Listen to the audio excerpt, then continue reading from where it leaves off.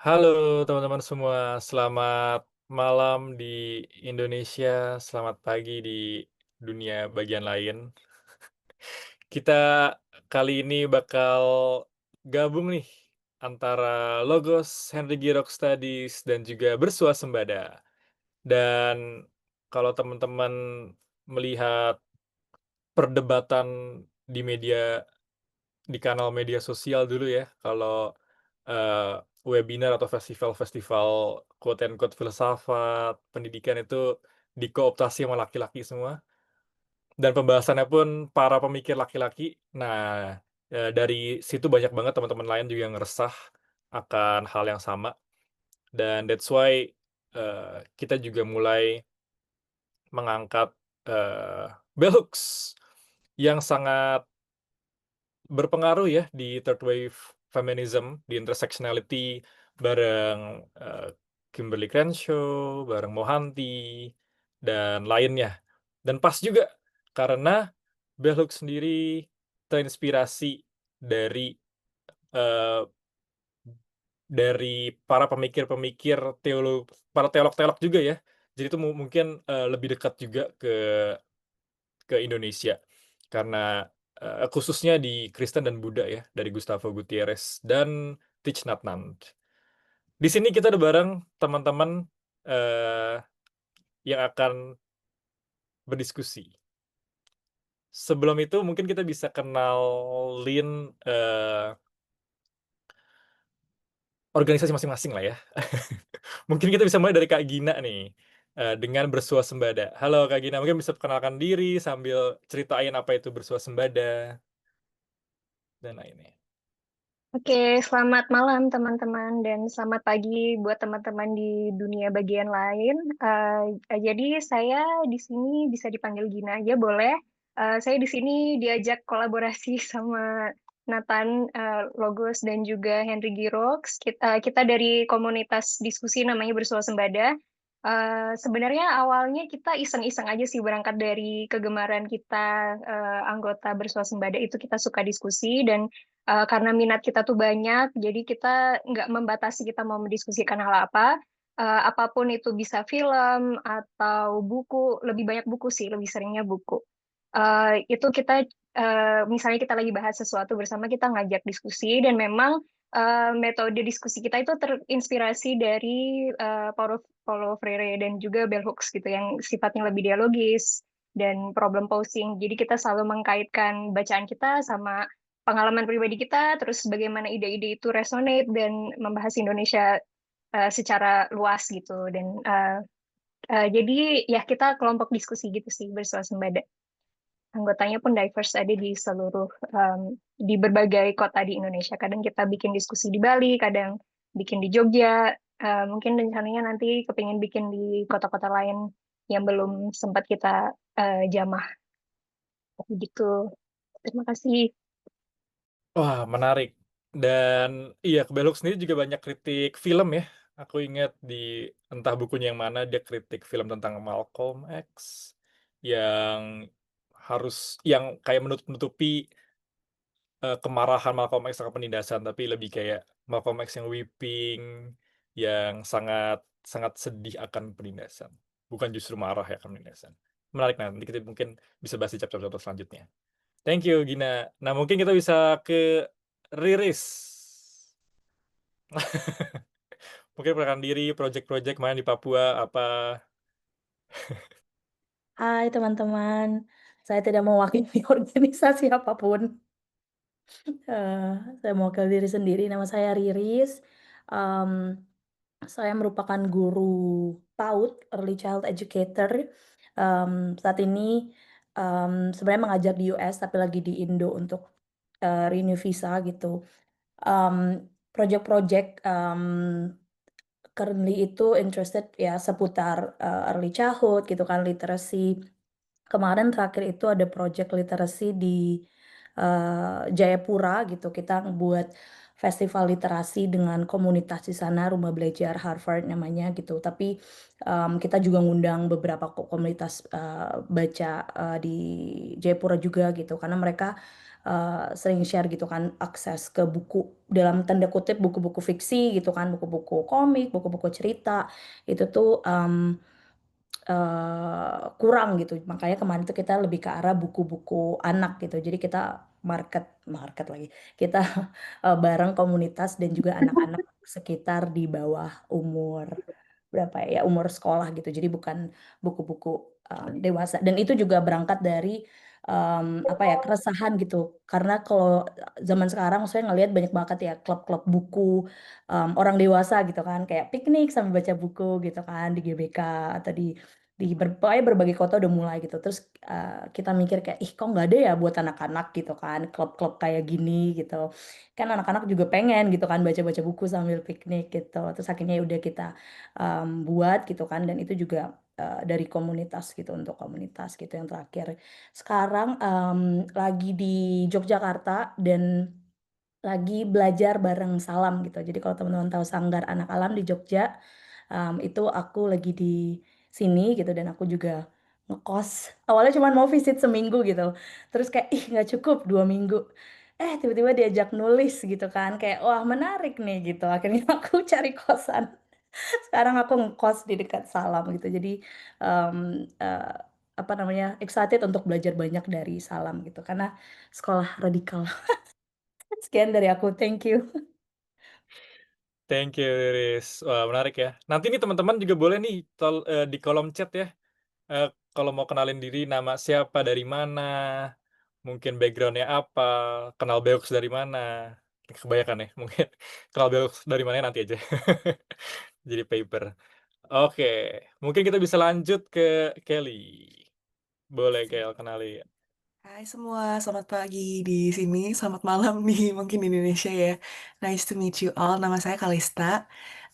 Barengan Riri sih kemarin baru lulus dari Harvard Graduate School of Education. Kalau aku sendiri sih bukan fokus di teachingnya ya, tapi di policy, jadi kebijakan pendidikan. Dan itu buat saya sih awal mulanya lebih dengerin kegelisahan kayak ini cara bikin kebijakan pendidikan tuh gimana sih gitu dan pengen belajar lebih dalam gitu. So itu journey-ku di Harvard, tapi sebenarnya juga melakukan beberapa proyek penelitian terkait pengalaman guru, pengalaman kepala sekolah, dan juga murid dalam menghadapi suatu kurikulum kurikulum baru gitu, seperti kurikulum Merdeka kemarin. Dan sebelum ke Harvard sih ada kesempatan buat kerja sama tim teknologi ya yang membantu dengan beberapa produk-produk kebijakan dan produk-produk teknologi yang digunakan untuk implementasi program kurikulum Merdeka. So banyak yang dipelajari dari experience itu dan ke depannya ya pengen apa ya connect dengan classroom juga ya. Menurutku topik diskusi hari ini tuh very important karena sebagai pembuat kebijakan kadang kami di systems level tapi suka disconnected dengan kenyataan dan realitas di lapangan, terutama di classroom. Jadi saya rasa ada apa pentingnya ada jembatan ya antara dua dunia ini dan menurutku teori bell hooks dan juga beberapa teori-teori engaged pedagogy dan lain-lainnya tuh it's a good way to think about these two worlds dan menjembatani itu dua. So ya hari ini nggak mewakili organisasi tapi individu, tapi seneng banget bisa diskusi sama teman-teman. Nice to meet you. Silakan dilanjut, Nat. Oke, thank you, Kel. Dan terakhir kita juga ada Pak Rahmat. Nah, Pak Rahmat ini mungkin bisa share risetnya nih, Pak Rahmat, dan juga kenapa bikin Henry Girox juga kali, Henry Girox Studies kali ya, Pak? Oh ya, makasih. Eh, Suara saya jelas ya, teman-teman ya. Ya, selamat malam teman-teman semua. Nama saya Rahmat ya. Eh, saya sehari-hari mengajar di UNJ ya di Universitas Negeri Jakarta. Basic saya adalah sosiologi ya, sosiolog. Saya sosiolog. Eh, Apa namanya? Sama teman-teman beberapa teman-teman aktivis, ada aktivis guru, aktivis juga akademisi, peneliti merintis ya apa namanya karena memiliki konsen yang sama dalam pemikiran-pemikiran kritis, terutama di Henry Rox dan hubungannya dengan Freire. Kami menginisiasi untuk membentuk Henry Rox Studies gitu ya. Karena memang selama ini kan banyak yang saya diundang beberapa kali diskusi di teman-teman komunitas dan akhirnya kita bikin yuk bersama-sama biar lebih apa namanya biar lebih terlembagakan lah gitu ya secara kuat gitu ya. Jadi saya sama teman saya Bung Ferry mungkin ada di sini. Bung Ferry sedang doktoral di UGM, di Filsafat UGM. Kebetulan Bung Ferry menulis disertasi tentang pemikiran religius. Pas nyambung lah gitu ya.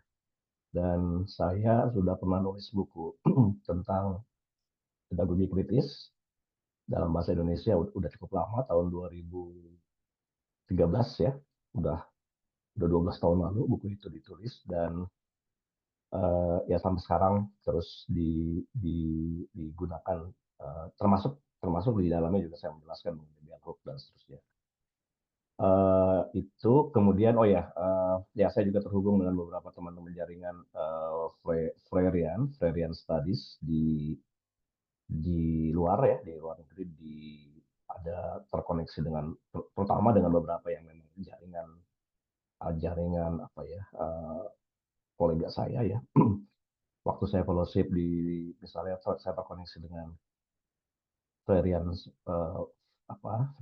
Freudian Studies di Skandinavia, yang kebetulan foundernya adalah supervisor saya waktu saya postdoc di Finlandia di Tampere, yang itu kemudian terhubung dengan beberapa jaringannya juga dengan intelektual yang lain, Michael Apple ya, tahun 2021 ketika saya di Wisconsin Madison sempat ketemu dengan Michael Apple, dan saya Fulbright visiting scholar di Wisconsin, jadi terhubung dengan Michael Apple, dan baru saja informasi kemarin paper saya baru terbit yang membahas mengenai apa ya, reception atau development Paulo Freire di Indonesia. Nanti kalau teman-teman di grup Energy Rock Studies mungkin udah pernah baca, apa namanya, itu tulisan ya panjang ceritanya lah, tapi intinya saya perlu waktu kira-kira 10 tahun bisa terbit paper itu ya. Sejak saya fellowship pertama itu saya sempat presentasi di Leipzig, Jerman, karena saya juga menulis tentang critical theory ya, Frankfurt School dengan dengan pedagogi kritis, dan kemudian konteks Indonesia, uh, tadi nyambung ke Salam, dan itu juga konteksnya di Jogja.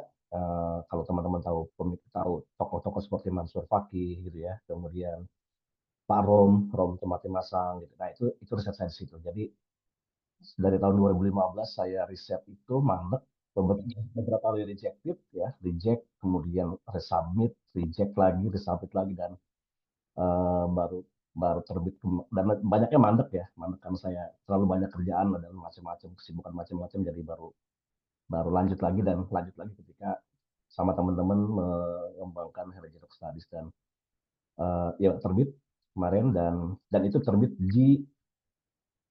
juga saya bersyukur karena terkonek dengan teman-teman jaringan New Marxian, itu jurnalnya ada base di UK. Dan kalau teman-teman tahu di situ ada foundernya namanya adalah Dave Hill. Dave Hill itu adalah dia terkoneksi dengan jaringannya Critical Pedagogy juga yang base-nya di UK. Jadi kalau dilihat jaringan itu kan ada base UK base, kemudian US base, kemudian European base. Nah, Dave Hill ini, nyambung di Dave Hill ini kemudian terkoneksi dengan misalnya jaringan Michael Apple, kemudian Peter McLaren, dan juga adalah Andy Giroux gitu ya. Dan makanya kemudian pekan lalu saya dihubungkan oleh Dave Hill untuk mengisi diskusi tentang 17+8 movement Indonesia untuk di kelompok diskusi mereka Workers International Networking yang tiap pekan mereka rutin itu ya. Jadi gantian, pekan kemarin kasus Indonesia saya yang sharing. Nah besok hari Minggu itu kasus Nepal. Nah saya share di grup Energy Rock, itu ada undangan diskusinya, jadi teman-teman bisa diskusi di sana. Mungkin 2 minggu lagi mungkin Filipina ya, karena Filipina udah bergejolak kan kemarin ya. Jadi ini mereka lagi concern di Asia ya. Jakarta, Indonesia udah minggu lalu, besok Nepal, mungkin minggu depannya ke Filipina ya. Nah, jadi kira-kira itu background saya. Ya, saya senang ketemu dengan kenalan dengan Nathan, teman-teman Logos. Kalau dengan Riris sudah ketemu di sesi sebelumnya ya, dan saya banyak belajar juga tentang critical psychology ya, yang bukan hanya behavior apa paradigm atau behavior perspektif, tapi juga critical psychology. Dan ini menurut saya menarik ya, karena jadi multidisiplin. Saya kira itu nanti kita banyak lebih sharing ya tentang apa dengan topik-topik kita ini. Dan ya ini sesi kedua kita di Hermetic Studies. Sesi pertama kita sudah tuntas di buku pertama Hermetic Rocks, dan termasuk juga kenapa kemudian pilihan bell hooks itu juga salah satu dari juga menurut saya menarik ya, karena selama ini kan dominasi adalah male perspektif jaringan mereka. Dan ya saya usul ke teman-teman di Hermetic Rocks juga kita coba, dan saya juga menyebut beberapa nama yang lain selain bell hooks ya, misalnya juga ada Antonia Darder juga gitu ya. Dan salah seorang yang menarik menurut saya juga mungkin bisa kita prospek di berikutnya, itu ada juga namanya adalah itu dia based di UK, namanya adalah Sarah Amsler ya. Sarah ini pernah jadi host saya saat itu kan, potensial host untuk postdoc saya di UK, tapi nggak lolos proposal saya ya tahun 2015 ya. Dulu Sarah itu di base-nya di aduh saya lupa namanya ya, nama kampusnya. Tapi sekarang dia udah pindah. Dulu masih reader statusnya adalah reader di UK, tapi sekarang mungkin udah associate ya di kampus mana gitu. Ada itu menurut saya menarik juga ya. Jadi generasi baru berikutnya itu yang woman thinker critical pedagogy itu adalah Sarah Amsler ya. Dan ya saya kenal baik karena dia dulu pernah jadi kandidat host saya untuk project postdoc saya, cuma nggak lulus. Saya apply di Newton Fellowship di UK. Saya kira demikian. Terima kasih teman-teman udah join. Kita bisa diskusi sharing sampai dengan ini panjang ya, sampai dengan akhir Desember ya. Dan thanks ke Nathan, teman-teman Logos, kita bisa kolaborasi, dan juga kita dapat jaringan baru swasembada. Kak Gina, thank you, exciting, dan kita bisa kolaborasi di project-project berikutnya. Terima kasih. Yes, thank you Pak Rahmat. Mantap. Dan tadi menarik ya, tadi Pak Rahmat juga sempat ke UW Medicine. Jadi di UW Medicine juga ada Gloria Ledson Billings ya. Kalau teman yang di pendidikan. Oops. Sorry. Aku coba unmute. Mute orang. Iya, si Gloria Ledson Billings ini udah gabungin critical race theory, culturally sustaining pedagogy, dan sekarang itu dipakai bahkan di New York State ya, si kritik CSRP ini. Nanti menarik sih kalau teman-teman yang mau kuliah S2 ke UW Medicine. Kalau mau fokusnya kurikulum ya. Kalau di TC agak Zionis ya. Jadi bisa di-skip dulu. Dan yes, nanti kalau teman-teman ada yang penasaran sama buku On Critical Pedagogy, kita udah bahas berapa minggu ya. Berapa bulan sih, 3 bulan kayak kita bahas. Semua di YouTube Logos juga. Nggak ada iklan, itu tenang aja. Bisa dicepetin, bisa dilamain. Biar cepet selesainya. Oke, kalau gitu kita mulai. Mungkin aku pengen tanya juga sih teman-teman sekalian. Di sini ada yang udah mengetahui bell hooks secara apa ya? In the beginner atau middle level belum knowledge-nya tentang bell hooks. Mungkin background-nya, pernah baca bukunya. Kalau ada yang pernah, boleh dong raise thumb jari di emot. Ada yang pernah, ada yang udah tahu, ada yang pernah dengar. Oh, ini Kak Kamila udah 1 doang nih. Kak Sharon udah 3. Oke. Mungkin karena masih sedikit, mungkin aku bisa share sedikit aja ya tentang bell hooks. Jadi bell hooks itu sendiri sebenarnya seorang pemikir, bukan pemikir, teoris perempuan yang terkenal akan buku-bukunya yang mencoba untuk mempersonalisasi ilmu gitu ya, mungkin kalau aku bisa bilang ya. Jadi dia banyak menceritakan kisah hidupnya tentang rasisme terhadap perempuan kulit hitam, Dan dia juga menceritakan dulu dia sangat engaging banget nih kelasnya pas dia masih sekolah di di black school, tapi begitu dia udah kuliah di Stanford atau nggak salah di Yale atau di Ivy League itulah ya, lupa namanya apa, dia Stanford. merasakan kalau suara dia diminish itu, kenapa? Sorry? Benar ya? Ya Stanford. Stanford, suara dia dikecilkan lah gitu. Dan akhirnya dia juga banyak mengkritik tentang gerakan-gerakan feminis juga. Jadi dulu second wave feminism itu, banyak ngomongin reproduksi, banyak ngomongin, seksualitas, tapi nggak membahas tentang systemic racism kepada perempuan kulit hitam. Dan akhirnya dia juga salah satu pemikir, untuk, third wave, feminism ya. Dan terakhir bukunya itu kemarin jadi naik banget saat Black Lives Matter, pas George Floyd dan Breonna Taylor dibunuh ya tahun 2020. Akhirnya orang-orang pada tertarik lagi akan buku-buku Bell Hooks dan ternyata, wah Bell Hooks ini udah nulis 30 tahun lalu nih tentang hal-hal yang terjadi saat ini gitu ya. Dia udah ahead of time banget and that's why, penting juga ya kita buat, eee, membaca kembali Bell Hooks dan bukan hanya itu, dia banyak terinspirasi dari para teolog, Gustavo Gutierrez, Thich Nhat Hanh dari Buddhism, dari psikolog Erich Fromm, dari Frantz Fanon dan segala macamnya.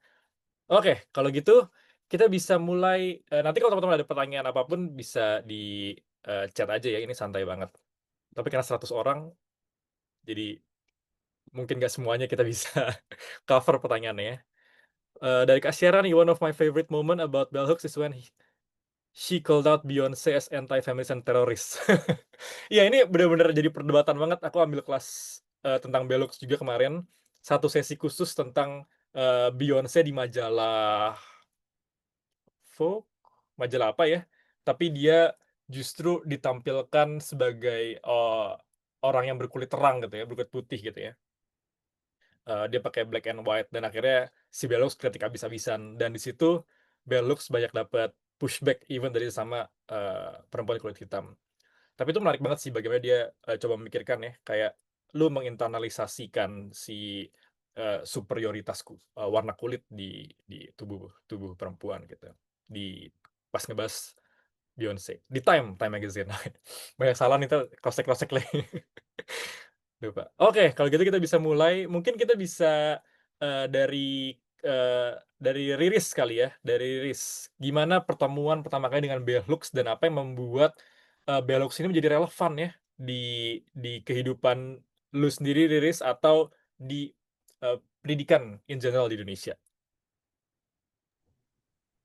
Oke, sebenarnya kalau misalnya Bell Hooks, gue belum banyak baca bukunya, cuman Bell Hooks itu ya sering ya dijadiin referensi gitu untuk um, ketika apalagi kelas-kelas critical pedagogy gitu, waktu gue di Harvard gitu, dan kebetulan gue ambil konsentrasinya itu juga di area apa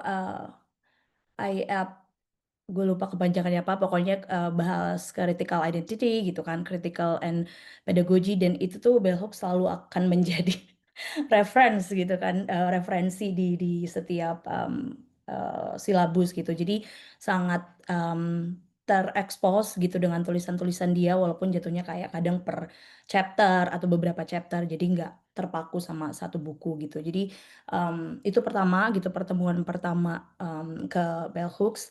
Kedua, terekspos lagi karena dia juga banyak ngebahas tentang tulisan-tulisan Freire gitu kan, karena gue juga penggemar berat Freire gitu. Dia membahas slash mengkritik slash terinspirasi gitu dengan tulisan Freire. Jadi gue juga akhirnya banyak melihat tulisan Freire dari sudut pandang dia dan kritik-kritik dia gitu. Jadi untuk pertemuan itu sih gitu. Dan ketika gue udah baca, sebenarnya mungkin gue akan bahas dari nanti kalau mau di extend nggak apa-apa, tapi secara general itu ketika dia bahas engage pedagogy gitu ya, karena posisi gue adalah sebagai seorang pengajar gitu, jadi selalu grappling dengan what is pedagogy, what is the right pedagogy gitu. Bahkan ketika udah tahu apa itu pedagogy, implementasinya seperti apa gitu, pendekatan dan aplikasi praktisnya ke setiap day to day in classroom itu seperti apa gitu. Jadi secara personal dan profesional gue tertarik untuk selalu ke membahas hal itu. Dan ada beberapa poin dari tulisannya Bell Hooks di bagian engage pedagogy yang menurut gue gak atau jarang dibahas sama orang lain, atau mungkin lebih ke arah Bell Hooks try to put all the good things into one gitu. Karena gue juga background-nya psychology gitu kan. Jadi di perkembangan anak gitu, perkembangan manusia gitu, kita selalu ngebahas berbagai domain gitu kan, domain psikologi, domain seorang manusia mulai dari kognitif, sosial emosional, terus motorik, sosial, terus kalau di Indo sangat kuat di bagian spiritual dan religiusnya juga. Nah, yang membuat gue sangat wow dengan Bell Hooks adalah ketika di Engage Pedagogy dia mendefine transgress itu juga as a way of transgress into domain-domain itu tadi gitu. Nah, ketika di beberapa pendidikan institusi adalah melihat gitu kan bahwa ketika kita menilai anak itu ya ada domain-domain ini gitu kan, ada apa namanya, checklist, ada indikator untuk menilai anak, apalagi konteksnya kalau di early childhood gitulah, untuk pendidikan anak usia dini itu kuat banget gitu untuk checklist di domain itu gitu.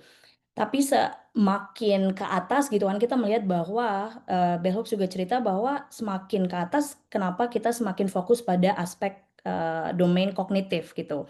Intelektual gitu kan hanya dinilai dari, mmm, kualitas, kognitif dia, cara berpikir dia.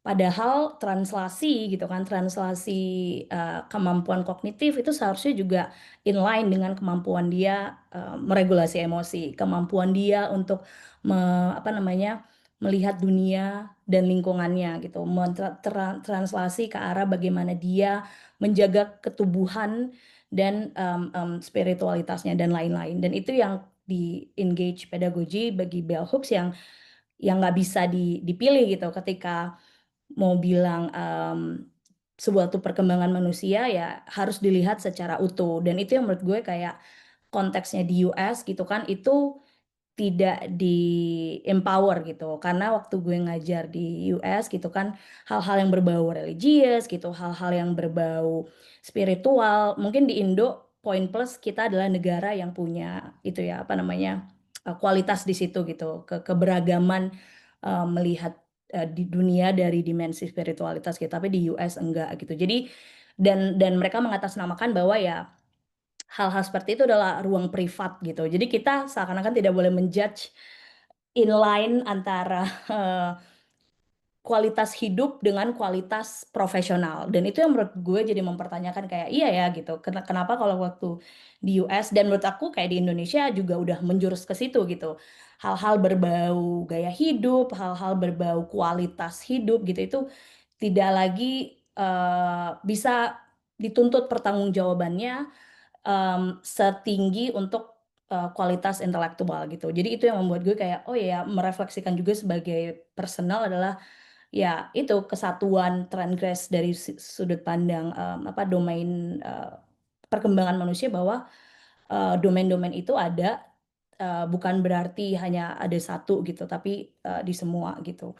Dan yang kedua adalah, mmm transgress dari bagaimana melihat anak gitu, melihat murid konteksnya kalau di dunia pendidikan gitu. Ada salah satu quote yang, apa namanya, di tulisannya Bell Hooks yang intinya, mmm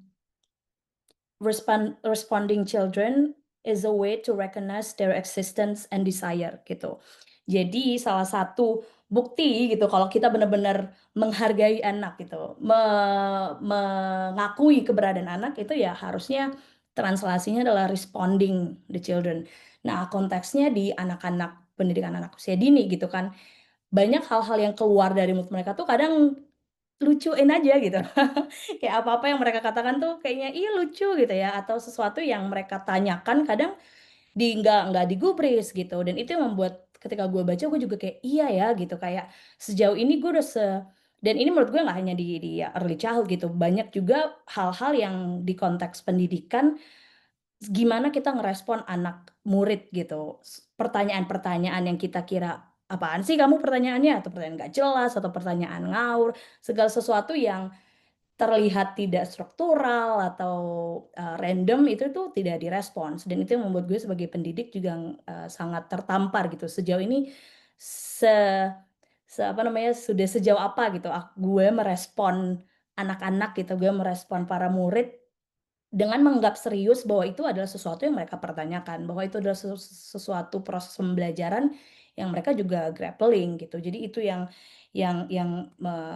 sangat menampar sih gitu dari salah satu tulisannya bell hooks.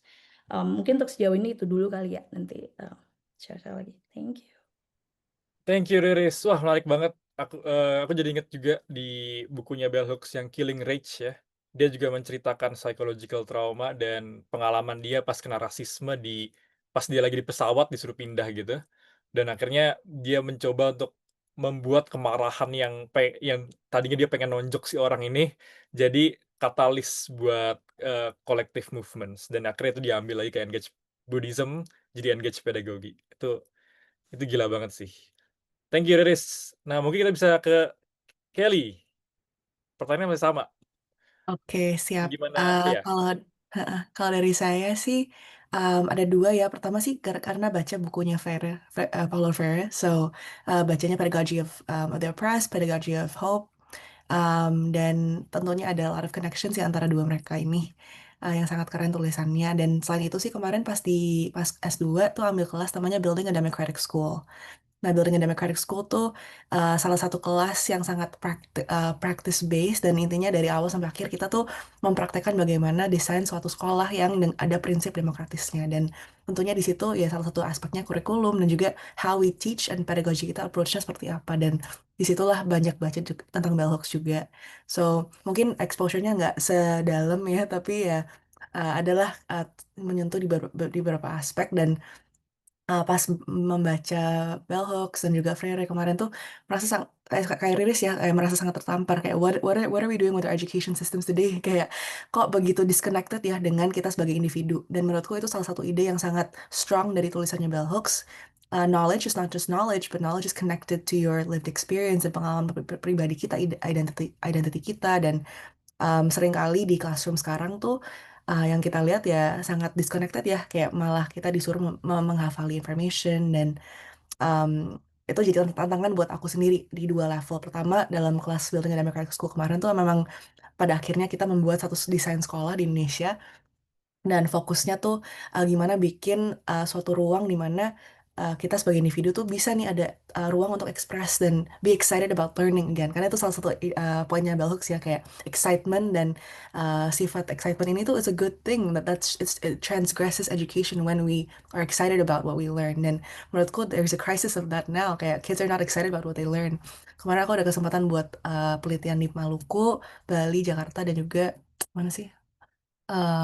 NTT. Dan di empat tempat ini guru-guru tuh selalu bilang kayak iya, I don't know how to make murid-muridku tuh excited about learning gitu. Dan itu menurutku jadi satu apa ya, pointer of reflection kalau aku bawa ke level sistem. Dan tadi kan aku share ya, ini masuknya dari lebih dari angle-nya kebijakan. And I think it's also the role of policymakers untuk memikirkan kayak gimana sih membuat environment yang di dalam kelas pun tuh ada nih, it's good to be excited, it's good to be engaged, it's good to bring in your personal stories gitu. So itu sih beberapa reflections dari dua level.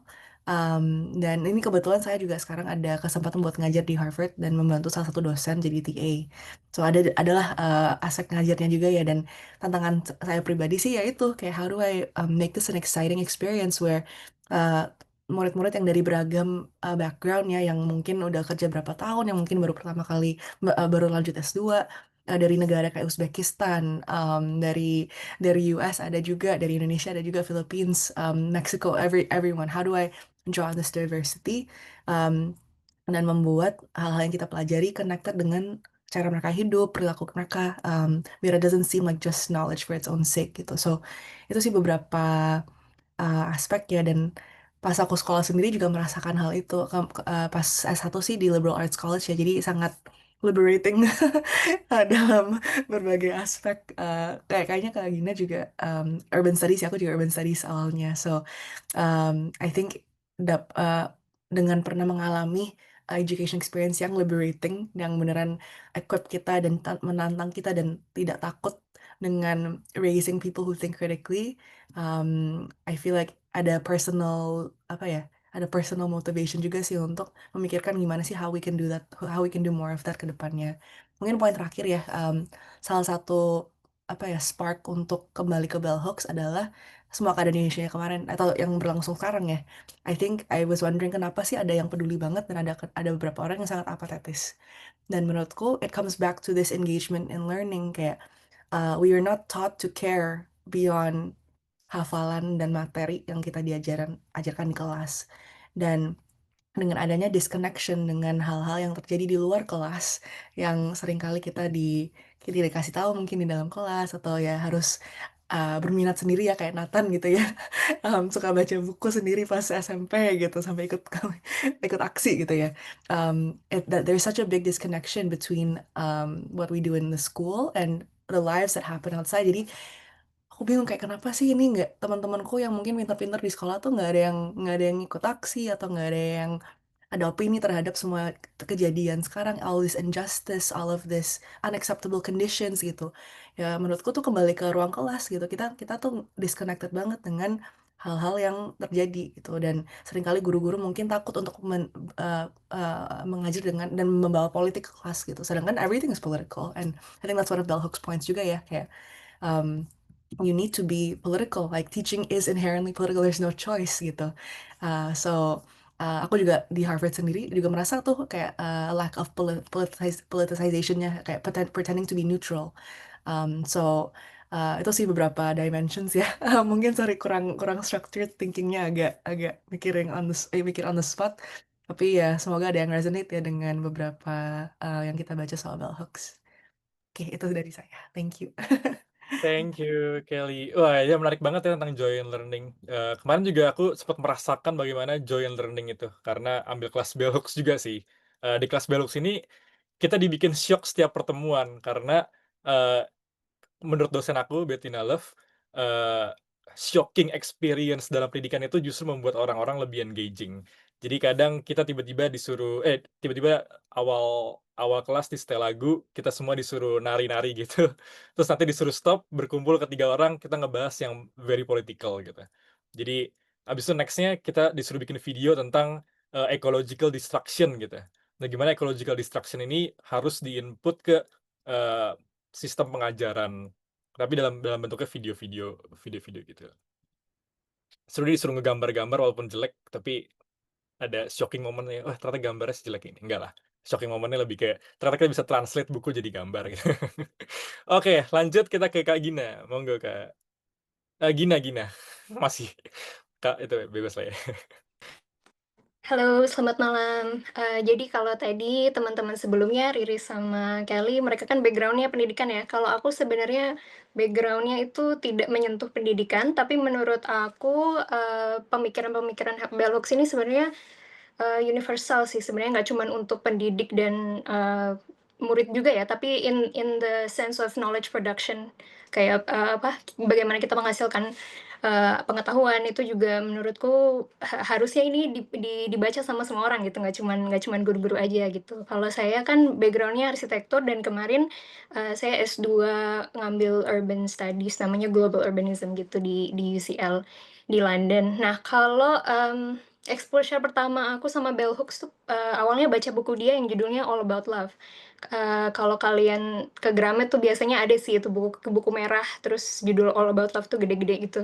Nah, itu sebenarnya di tulisan itu dia lebih berbicara soal bagaimana dia melihat konsep love di luar pemahaman tradisional sebagai romantic relationship, tapi dari sudut pandang yang lebih universal. Kayak kalau love itu juga melingkup soal keadilan, sama keberanian, sama ruang, kita sebagai sesama manusia untuk, tumbuh bersama gitu. Dan dari pertama baca dia tuh ide-idenya, dan cara dia menyampaikan reflection dia yang sangat personal. Dia kan menggabungkan pengalaman pribadi dia di tulisan-tulisan dia sama pemikiran yang lahir dari pengalaman-pengalaman itu.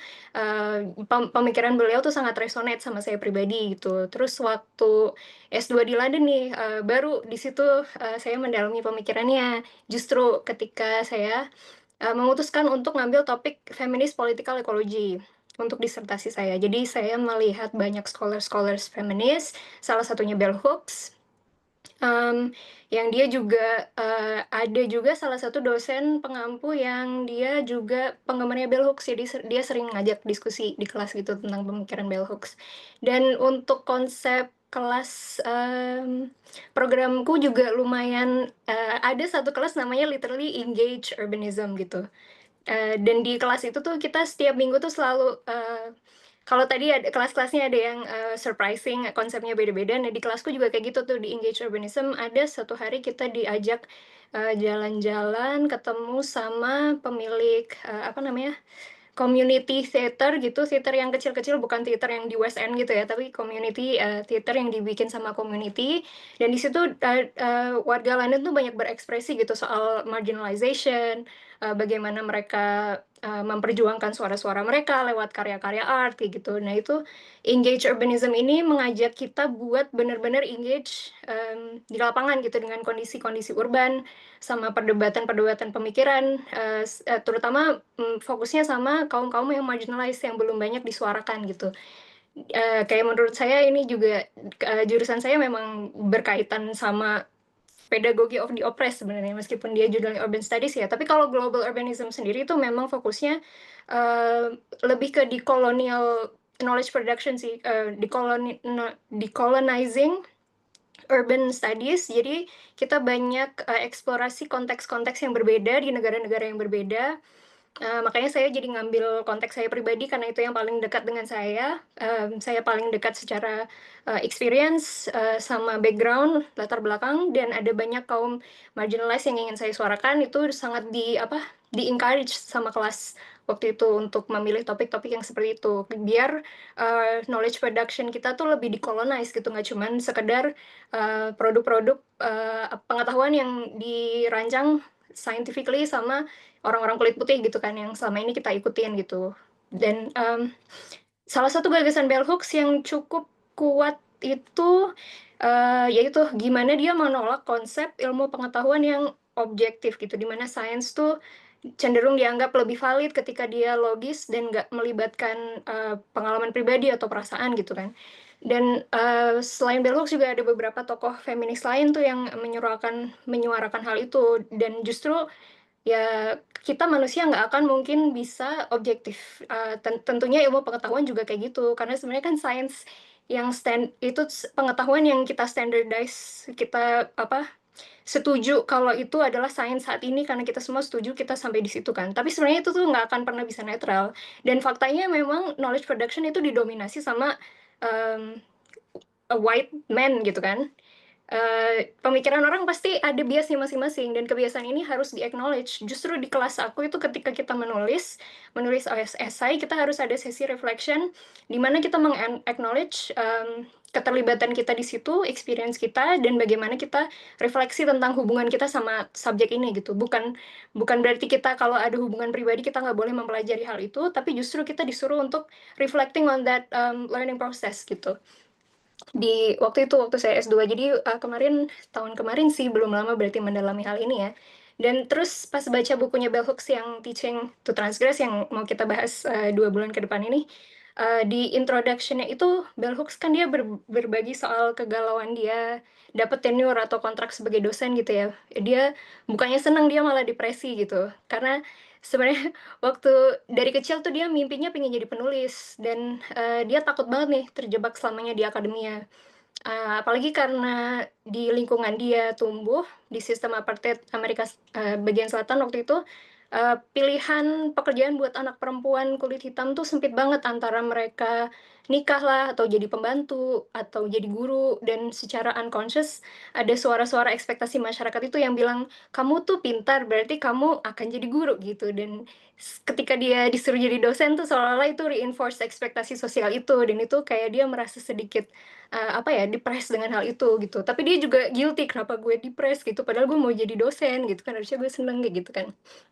Nah terus beliau tuh refleksi soal masa kecilnya tumbuh di lingkungan sekolah kulit hitam. Tadi, sekilas sudah dibahas sama Nathan, di situ hampir semua gurunya tuh, perempuan kulit hitam dan mereka tuh ada, embodied knowledge di dalam diri mereka sendiri yang mereka tuh mendidik anak-anak mereka tuh sebagai perjuangan politik mereka. Kalau kata bell hooks, guru-guru dia itu punya misi untuk membebaskan pikiran dari kolonialisme rasis pada zaman itu dan dari refleksi itulah bell hooks memilih untuk, berdamai dengan dia menjadi dosen dan dia merasa menulis itu menjadi goals pribadi dia dan dia melihat menjadi guru sebagai cara dia mengabdi ke masyarakat gitu. Nah, itu sih, menurutku banyak banget pemikiran-pemikiran dia ini yang sebenarnya secara nggak sadar udah diaplikasikan sama banyak perempuan-perempuan Indonesia, tapi mungkin tidak dianggap itu tuh penting. Padahal itu tadi yang dibahas sama Kelly, sama Riris, sebenarnya, semua ide tentang kebutuhan kita untuk, putting our whole selves dalam hal, mengajar dan belajar, and knowledge production itu sangat penting gitu dan, menurut aku menarik sih kalau kita bahas ini dari berbagai sudut pandang, teman-teman panelis lain di minggu-minggu berikutnya. Wah, menarik banget, thank you, Gina. Dan itu yang, benar-benar si Behluk sebut sebagai white supremacist capitalist patriarchy ya. Dan mungkin ini aku bisa off the script dikit, aku tanya ke Pak Rahmat mungkin ya, habis ini. Dari Pak Rahmat sendiri gimana sih, melihat, sistem dominasi atau status quo dalam pendidikan ya, yang mungkin si Bell Hooks bilang, white supremacist, capitalist patriarchy, dan bagaimana bentuk dominasi tersebut terjadi di Indonesia. Mungkin karena Pak Rahmat udah puluhan tahun di ngajar di Indonesia, dan sebagai laki-laki yang komplisit terhadap, sistem ini, bagaimana, Pak Rahmat melihat, laki-laki menjadi ally ya, untuk membongkar sistem penindasan yang ada, gitu? Ya, makasih. Jadi sedikit cerita ya. Jadi saya pertama itu tahu mengenal Bell Hooks itu kira-kira tahun tahun 2011 atau 2012 kira-kira ya. Saat itu saya lagi kuliah S3, eh, PhD saya di Lyon, Prancis. Itu ya karena awalnya dari Freire ya, karena saya banyak baca Freire dari waktu kuliah satu terus dan secara kebetulan saat itu tahun 2011 saya menulis buku pertama saya masih di Lyon, sosiologi kurikulum yang lihat dari perspektif kritikal. Ketemulah satu sumber referensi yang menurut saya menarik gitu ya, selain Freire ya. Ternyata ini buku yang bell hooks gitu ya. Wah, saya kira apa? Oh, ternyata saya baca, wih, keren juga ini kan. Dan ada relasinya dengan Freire tadi yang teman-teman udah sampaikan ya. Jadi relasinya dengan Freire itu sangat kuat sekali gitu ya. Dan dari situlah kemudian tahun 2012 saya mulai nulis buku yang kedua saya. Sebenarnya saya nulis buku itu karena saya stres ya. Saya stres depresi saat itu. Karena apa? Karena ya karena kami di kuliah di Prancis kan harus berbahasa Prancis ya. Jadi mau nggak mau dan memang wajib dan memang tiap hari dan memang ya udah konsekuensi lah gitu ya. Selain saya belajar tentang pemikiran-pemikiran filsafat Prancis, Pierre Bourdieu, Michel Foucault dan seterusnya, itu karena saya stres, depresi dan ya. Terus apa yang saya bisa lakukan? Nah, yang saya bisa lakukan adalah setiap saya ketemu dengan bahasa Inggris itu sesuatu yang exciting buat saya gitu ya. Ya, kenapa? Karena mengobati stres saya. Saya nulis disertasi, sehari kadang saya nggak bisa dapat apa-apa gitu ya. Oh, saya udah depresi banget lah gitu ya. Nah, pelarian saya adalah saya nulis buku, ketemu dengan sumber-sumber uh, teks yang karena semua bahasa Prancis kan, saya nulis Pierre Bourdieu, Jean Bourdieu dan seterusnya pakai bahasa Prancis. Saya cari buku-buku yang bahasa Inggris, ketemulah itu dan itu buat saya exciting gitu ya. Sampailah jadilah buku yang kedua saya tentang pedagogi kritis itu, ya, sekilas ya, biar teman-teman juga tahu uh, mana itu ini. Oke, sebentar ya. Um, kok ini salah, salah. Namanya.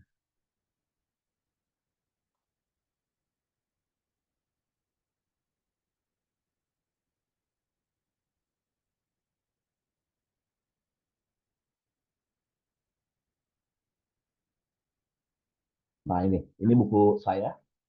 Eh, ini saya tulis tahun 2012, 2013, tahun lebih di Perancis. Jadi ini kayak obat pelarian saya gitu ya. Jadi saya ketemu lagi dengan bahasa teks Inggris itu sesuatu yang exciting ya.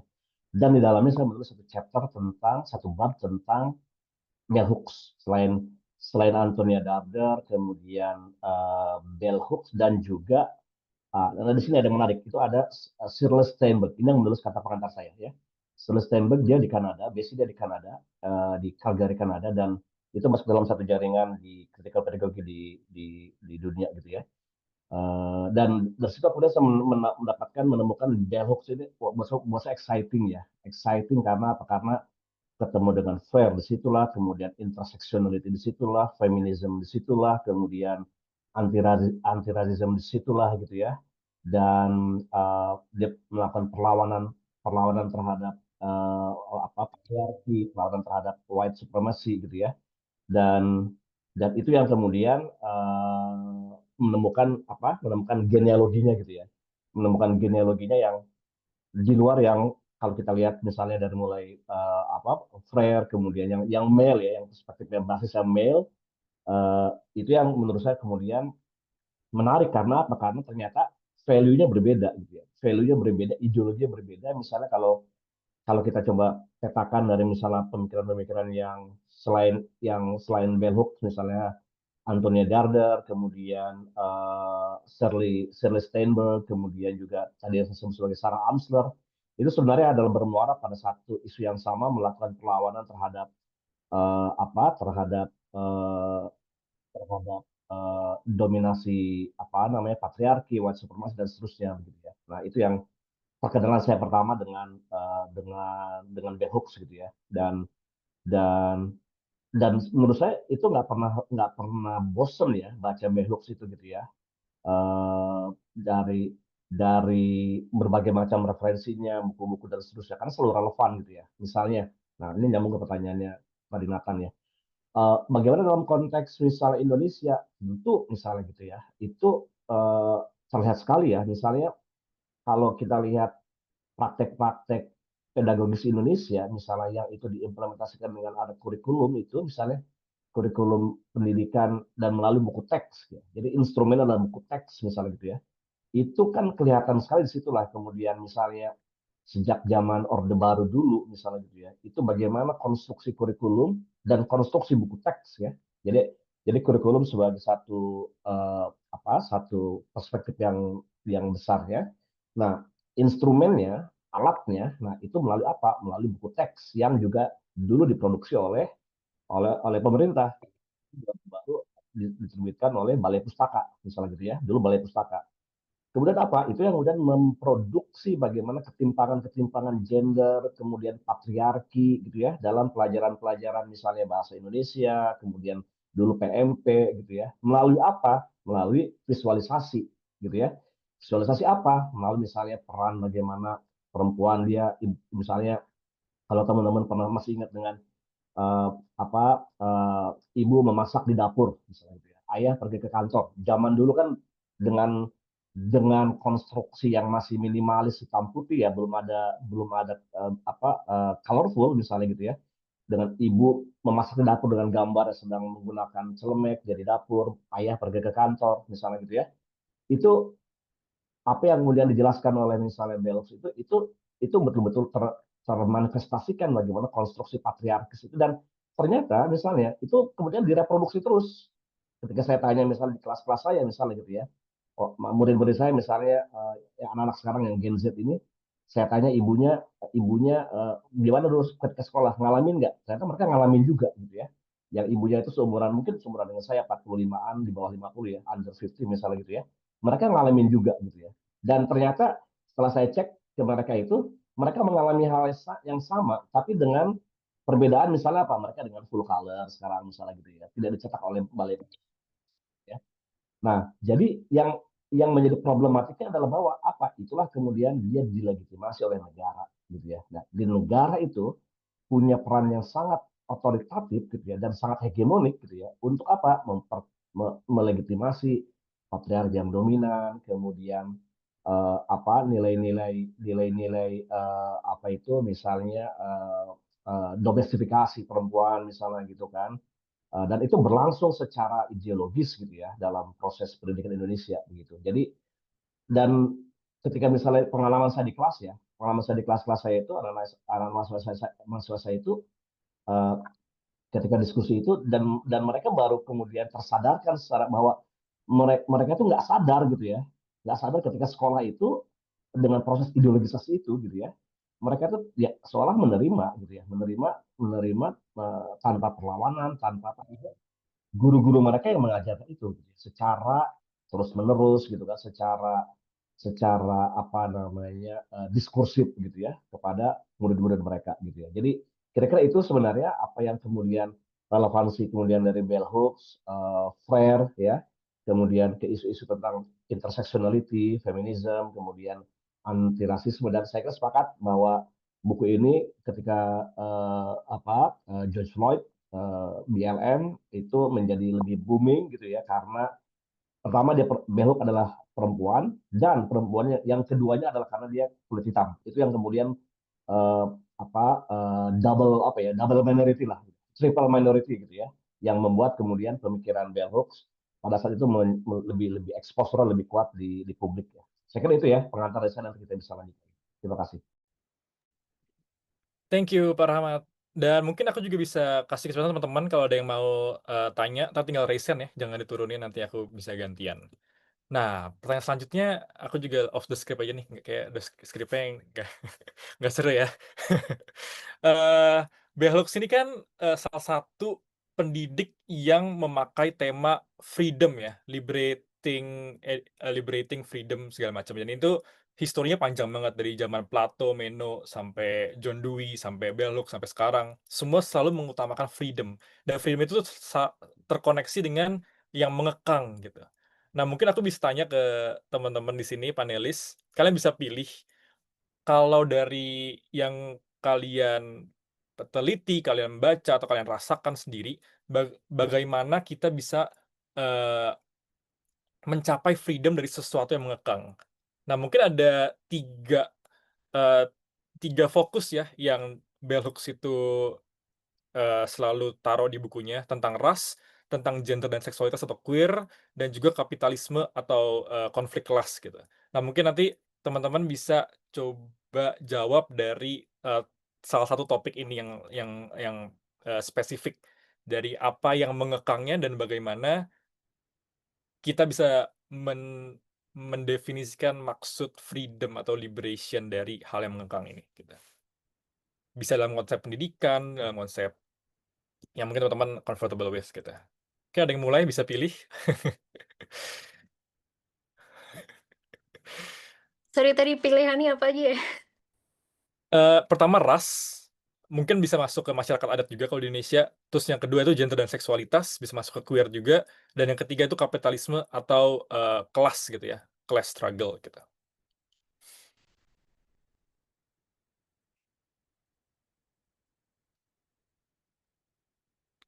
Ada yang mau mulai menjawab? Nanti kalau teman-teman di chat juga ada yang mau jawab juga boleh banget ya. Nanti kalian share aja refleksi atau jawaban kalian mengenai hal yang sama gitu. Jadi kita bisa belajar bareng dari teman-teman juga.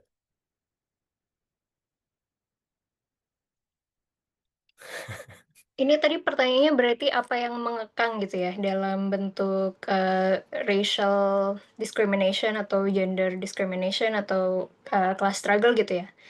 Yes. Mungkin karena kita lagi bahas pendidikan, aku berangkat dari pendidikan dulu kali ya. Dari pendidikan tuh Boleh. sebenarnya kalau dalam hal capitalism tuh sebenarnya kalau kita lihat ya,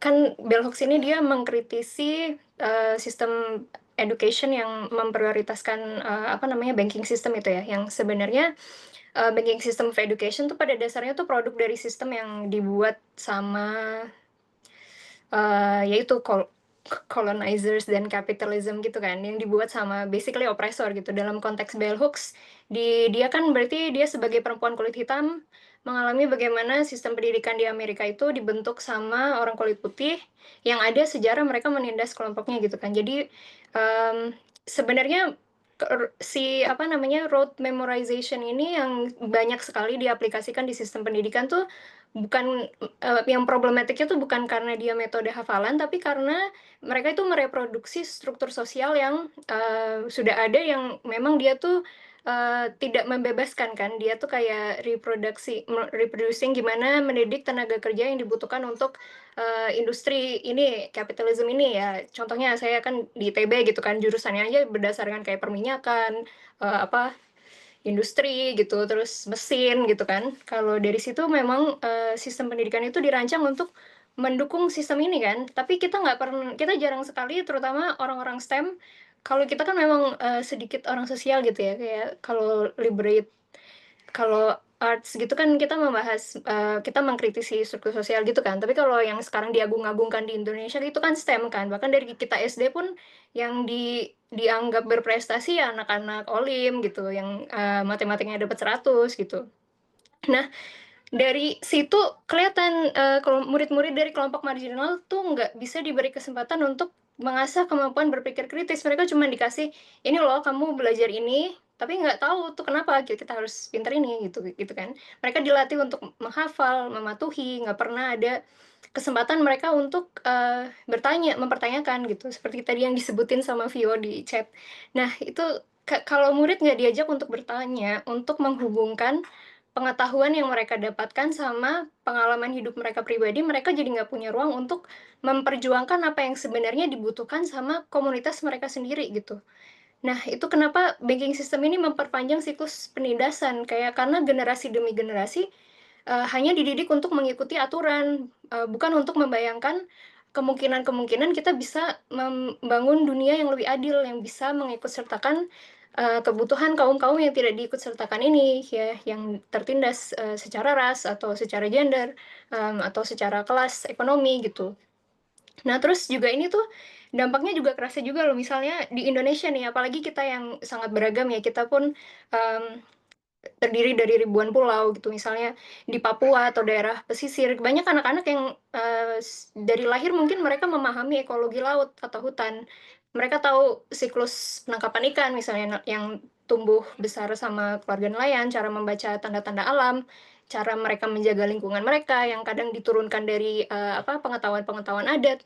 Nah, itu kan sebenarnya local knowledge yang sangat kaya buat kita kan, kita yang paling paham tentang rumah kita gitu kan, tentang sumber daya kita. Nah, tapi karena sistem pendidikan kita hanya menilai lewat ujian nasional yang ditetapkan standarnya sama Jakarta gitu, pengetahuan itu tuh nggak dianggap ilmu. Mereka bisa aja dicap murid gagal cuman karena mereka nggak hafal rumus dan mereka nggak bisa menyesuaikan sama, orang-orang yang banyak les di Jawa untuk, ujian nasional gitu kan. Jadi banking system di Indonesia tuh bukan sekedar, murid-murid dari kelompok marginal ini tetap diposisikan sebagai penerima pasif dan nggak pernah dianggap sebagai, potensi untuk, co-knowledge creator gitu. Bukan, mereka nggak bisa diberi ruang untuk mengembangkan kapasitas kritis mereka gitu, apalagi, untuk memperjuangkan kebutuhan komunitasnya sendiri. Dan kalau kita tarik lebih jauh lagi, ini tuh juga resonate di level bangsa, ketika Indonesia hanya bergantung sama standar global, tanpa melihat potensi sama kekayaan pengetahuan sama reality kita sendiri, reality masyarakat kita sendiri, kita jadi beresiko kehilangan jati diri. Kita cuman jadi pengikut struktur global yang udah sangat timpang ini kan, yang dipimpin sama Amerika dan Eropa, bukan pemain yang bisa menentukan arah gitu. Nah, jadinya kayak, alternatif radikal yang ditawarkan sama bell hooks yang juga relevan di konteks Indonesia tuh, ya ini, pendidikan sebagai praktek kebebasan gitu, pendidikan yang engage, yang kontekstual, dan transformatif, di mana kita semua, juga memahami posisi kita di dunia gitu. Tapi itu susah banget untuk mengajarkan karena kita dari kecil nggak di-support dengan sistem itu, kayak bahkan kita pun baru dapat, Pak Rahmat bahkan baru baca bell hooks pas S3 gitu. Saya baru tahu exposure dengan, ilmu-ilmu ini juga waktu S2 gitu. Itu karena kita privilege, kita dapat kesempatan untuk ke luar negeri, ketemu dengan pemikiran-pemikiran ini, makanya, pendidikan-pendidikan yang dilakukan sama Logos ini tuh menurut saya sangat bermanfaat karena kepingin menyebarkan ide-ide ini ke masyarakat yang lebih luas gitu kan. Jadi, mmm, ya begitulah. Tadi pertanyaannya terjawab nggak ya? Jadi ke mana-mana. Siap, thank you Gina. Dan yes, itu menarik banget ya. Aku juga terekspos sebenarnya karena Black Lives Matter itu sih, dan karena bukunya jadi bestseller lagi. Emang ada momen 4, 5 tahun lalu itu ya. Dan mungkin aku, bisa ke Kelly, Riris, atau Pak Rahmat. Dan mungkin satu hal yang menarik dari Bell Hooks kan dia mengutamakan naming the oppressor ya. Nah, mungkin kita bisa mulai jawabannya dari, can you name what's oppressing you or like the system Indonesia atau apapun itu? Baru mulai ke jawabannya juga.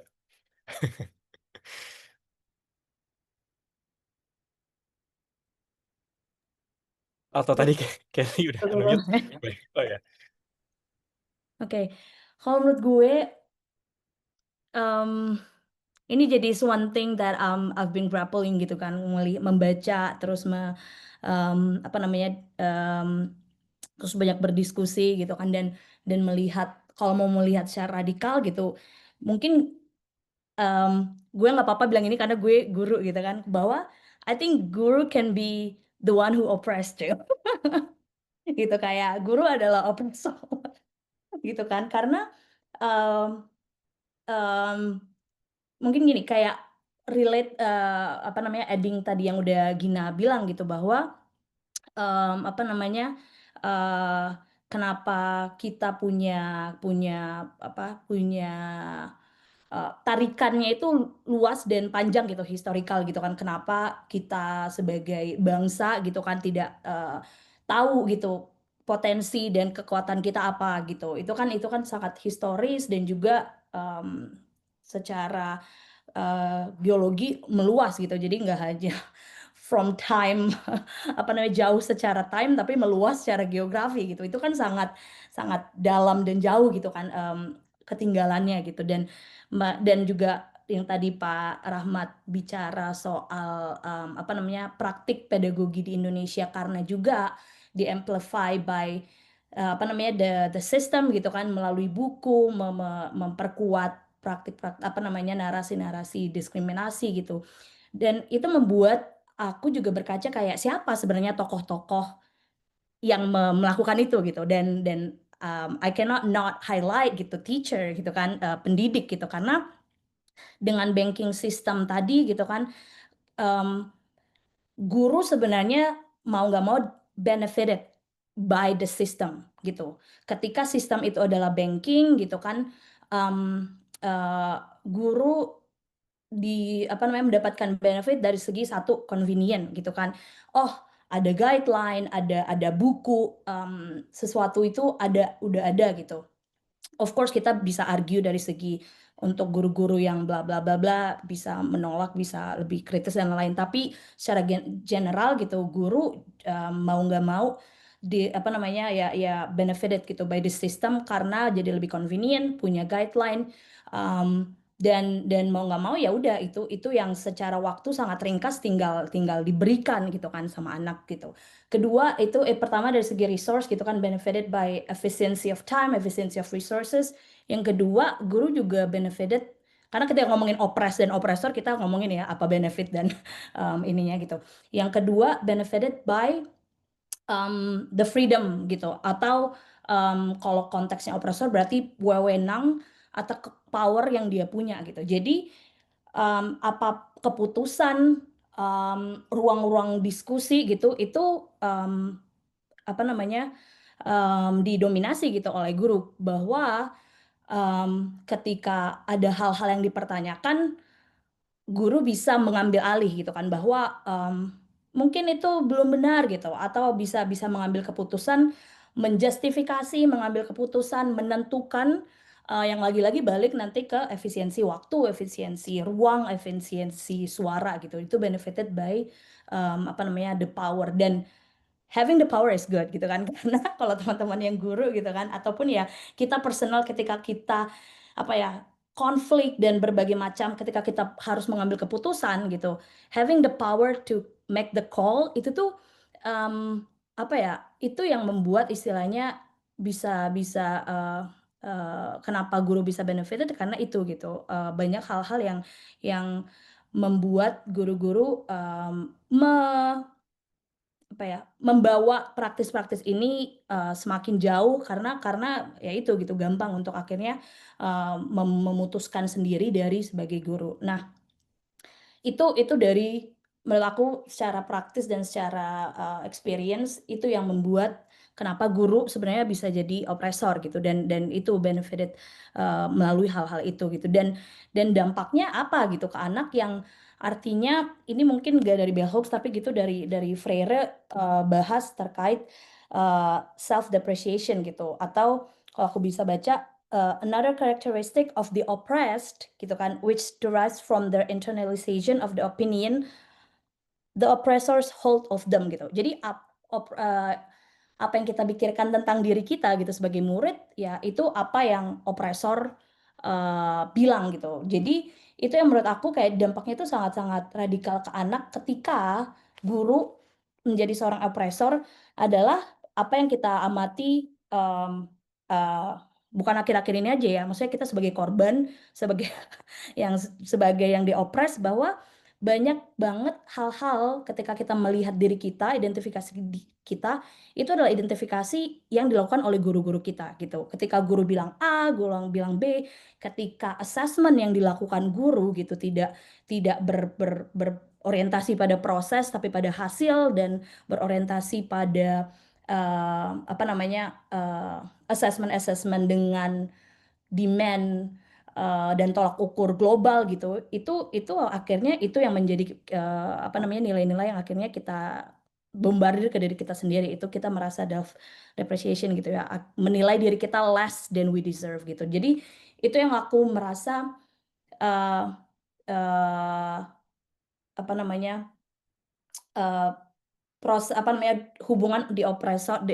dan the oppressed dari segi guru dan murid gitu dan aku mau ambil sedikit dari bell hooks gitu kan bahwa kaitin sama yang tadi masalah engage pedagogi gitu bahwa yang dituntut gitu kan dari sekarang di dunia global adalah kompetisi gitu. Siapa yang dulu-duluan bisa menciptakan A, bisa menciptakan B, sedangkan kalau kita secara conscious melihat fungsi dan perannya itu juga belum tentu kita butuh gitu. Tapi dengan tuntutan global itu menjadi sesuatu yang harus kita ikuti gitu.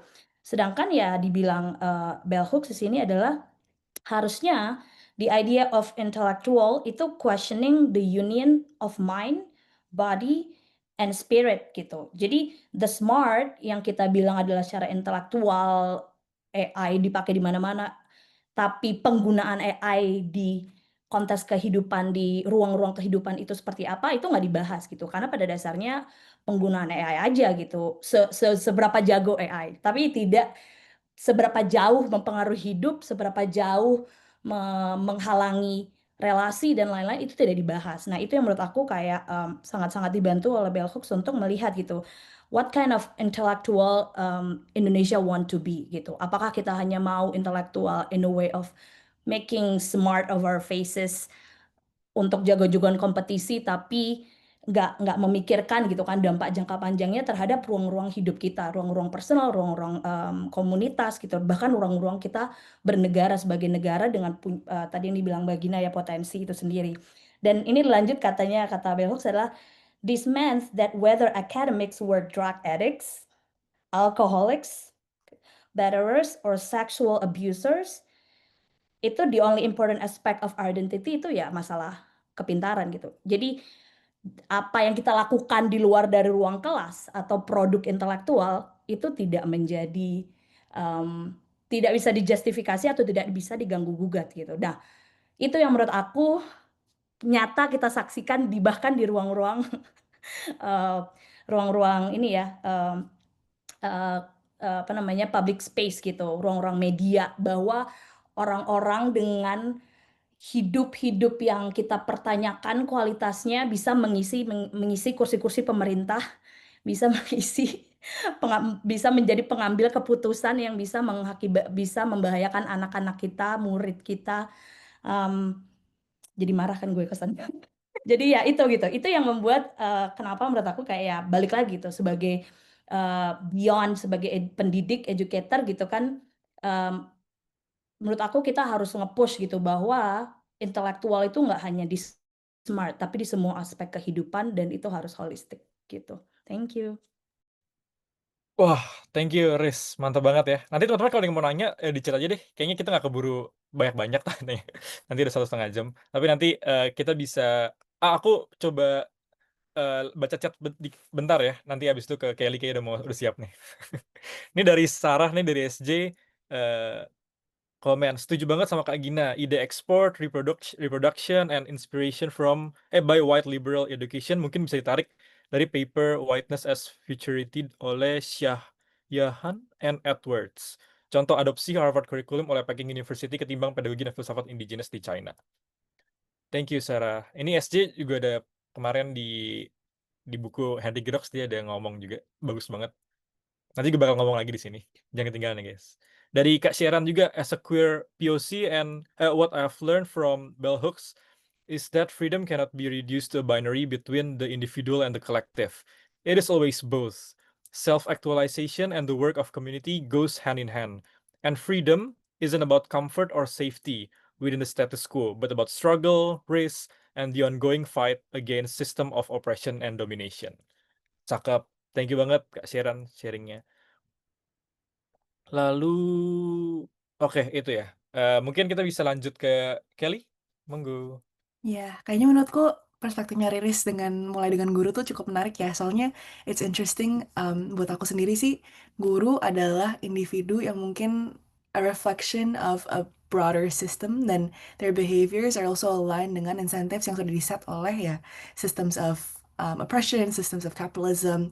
The way that they've been trained itu dengan legacy of colonial education which we still see in Indonesia today. So menurutku yes, in some sense ada peran si individu ini, tapi individu tuh mencerminkan ya kultur dan sistem yang they live in gitu, kayak they're responding to this environment. So I think it's on both sides ya, ada dari gurunya, tapi mungkin guru itu juga behaving karena ada beberapa faktor atau insentif di sistemnya. So when it comes to like naming the oppressor, ya di sisi lain ada implementer ya agent individu ini, tapi ada juga sistem-sistem yang colonial legacy-nya Indonesia, the increasing rise of authoritarianism in Indonesia, apa ya, kayak these other factors of the patriarchy of capitalism. Like I think these broader system things we see in our own culture gitu. Dan ya menurutku kayak ya pemerintah dan juga Kemendikbud, interest dari individu yang menduduki posisi-posisi ini ya, it's reflected in the way that we do our education systems and what we decide to fund, what we decide to not fund. It's connected sih. Jadi setuju ya, kayak ada link antara sistem dan juga individunya. Dari aku sih tadi buat Bell Hooks mau berangkat dari dua hal sih. Pertama, yang untuk lebih memahami konteks race-nya ya. Menurutku race discussion in Indonesia is very different from race discussion-nya in the US. Dan kalau buat Bell Hooks sendiri kan dia cerita ya di awal buku Teaching to Transgress, kayak kenapa guru-guru yang berkulit hitam tuh sangat-sangat mempedulikan education, because for them it's inherently anti-racist gitu. Kayak sekolah adalah salah satu ruang di mana mereka ada, dan all black schools ya, kalau di US kemarin tuh ya memang salah satu ruang di mana mereka bisa menantang dan equip anak-anak from their same race to really challenge existing systems of domination. Because if without, gimana ya, buat mereka tuh semacam mission gitu, kayak kita harus memperkuat dan enhance the quality and the thinking of our students so they can rise above the context of oppression that they face. Sorry, ini bahasa Indonesia bingung cara translate-nya cepat, tapi intinya konsepnya kayak gitu teman-teman. So I think it's a very different context from Indonesia now kalau dalam sisi race-nya, karena we have very different racial dynamics, from I think my understanding. But I think that idea that there's a mission karena she sees education as a way to challenge, dan perannya guru itu untuk achieve mission tersebut. I think that's a very interesting idea for our context gitu. Itu a quick note about race. Kalau aku sih pengen lebih fokus di class and capitalism struggle-nya sih, soalnya buat menjawab pertanyaannya Sina tadi, what are we being freed against? Liberated dari apa sih sebenarnya? Menurutku yaitu control and domination gitu. Kayak buat aku pertanyaan yang central tuh, what is the type of education that we're giving and to who gitu. Kayak tipe apa sih pendidikan yang kita memberikan ke siapa? Karena I think I was very privileged in the kind of education experiences I had, but that's only given to a select group of people who can afford it gitu. Dan menurutku itu ya there's a system of control behind that. There's only a certain segment of the population yang kita merasa layak untuk berpikir kritis dan sisanya jangan gitu. And I think that's a very common theme in a lot of regimes that's reproduced time and again gitu. It's a system of control untuk maintain hierarchy of power yang berada sekarang gitu. Dan siapa yang layak untuk memiliki opini dan bersuara, that's all reflected in who gets what kind of education. Kalau kamu sekolah kebetulan di sekolah yang sangat menjunjung tinggi projects and like debate and raising your voice versus ya classes where just obey gitu. Bahkan ada buku yang cukup menarik yang namanya Raise to Obey by Agustina Palagian kayaknya namanya. And she studies the effects of these nanti aku link di chat, tapi intinya she studies all of these education systems and she sees like there's so many where the whole purpose of this education system adalah untuk membuat obedient citizens gitu. Obedient citizens that just follow directions. And because Bell Hooks acknowledges this too, kan dia bilang ya seringkali kita school becomes prison because we're so scared. It's a threat to authority when we start to ask questions and we start to challenge gitu. So menurutku that's the contrast ya antara liberation and domination, control, conformity, creating the same cetak citizens, because at the end of the day, that's easier to control, right? People who think the same way, rather than having the diversity of thought, having the differences in opinions and ideas based on our different lived experiences. Ya bayangin, someone who experiences very difficult living conditions, ya mereka nggak mau di-encourage untuk bertanya kenapa, why do I go through that, right? Because it's easier if they stay that way. So menurutku itu sih salah satu poinnya dari pembacaanku dari Bell Hooks, tapi juga dari ya Freire dan especially Pedagogy of Hope, which is one of his later books. Menurutku itu sangat relate karena Bell Hooks always says the school is a place of possibility, of promise and possibility. Inherently there's hope in that statement ya. Dan seringkali kita menutup hope tersebut nih. Kita jadi we don't remember that we can imagine an alternative future. We just accept things how they are and this is how things should be gitu ya. So that's another aspect. Dan sempat mikir juga karena Bell Hooks emphasizes a lot about communities of learning gitu. And yes, in terms of valuing individual experience dalam ruang kelas, tapi juga membentuk komunitas pelajar gitu. Dan I think that's something we're losing now in Indonesia gitu, kayak we treat individuals as like ya cookie cutters, ya semuanya sama gitu ya, semuanya hafalin tes yang sama, semua perlu hafalin ilmu yang sama. Kayak Kak Gina tadi, point about context itu diangkat di buku sekolah atau candu atau sekolah apa itu, salah satu bukunya Insist, about like yeah, everyone is the same. Dan itu kembali ke keadaan Indonesia sekarang ya, kayak kapasitas kita untuk to organize ourselves, untuk bermobilisasi, I feel like it's affected by that same culture of treating us as individuals. We forget that we're actually one collective, yang dengan menjadi kolektif ini tuh kita ada power untuk merubah circumstances gitu. So menurutku itu beberapa hal ya yang what are we challenged against? It's this idea of conformity, of separate individuals who have no power to take collective action to change. Dan itu ada satu kelas juga yang aku ambil kemarin di spring semester, namanya Organizing People, Power and Change. Itu ada bukunya. But I feel like that's not only dalam pedagogi kelasnya sangat merefleksikan ya Bell Hooks sendiri, karena it's very political, very personal, tapi juga ada emphasis on community dan bahwa collective action is possible. But it's only when the system of education allows you to think that way gitu. You have the space. Dan sayangnya saat ini ya mungkin space-space tersebut sangat eksklusif ya, sangat privileged dan hanya diberikan ke saat kita S2 misalnya. But that shouldn't be the case. Dan aku lihat sih harapan dan semangat teman-teman di chat ya, kayak this is an unacceptable way of doing education in the long term. So I hope that dari kalian ada apinya juga sih untuk memikirkan kayak what's in our control dan what can we do about the situation yang kita semua pernah alami dan sekarang lagi belajar cara untuk menantang itu. So mungkin itu beberapa komen dari aku ya, Nat. Thank you, Kelly. Teman-teman, BTW, nanti kalau ada yang mau discuss, bisa join grup ya. Tapi kalau nggak daftar, soalnya kalau kita share linknya biasa banyak spam-spam dana kaget atau lo segala macamnya gitu ya. Jadi daftarnya nanti linknya ada di dalam dan gratis kok. Nanti tulis nol aja kalau ini. Mungkin kita nanti soalnya mungkin nggak bisa banyak ke pertanyaan nih hari ini. Tapi tenang, kita sampai 3 bulan kok. Ada Girox juga, nanti aku share linknya ya. Mungkin lanjut ke Pak Rahmat kali ya. Ya, jadi gini, memang Bell Hooks dia menjelaskan banyak tentang pedagogi ya, terutama kaitannya dengan Freire. sebagai Freyrian gitu ya. Tadi Riris sudah menjelaskan dengan baik. Nah, tapi saya ingin menjelaskan pada perspektif yang lebih beyond-nya gitu ya. Uh, Soal apa? Soal apa itu namanya relasi sosial gitu ya. Relasi sosial dalam konteks yang lebih luas begitu ya. Apa itu?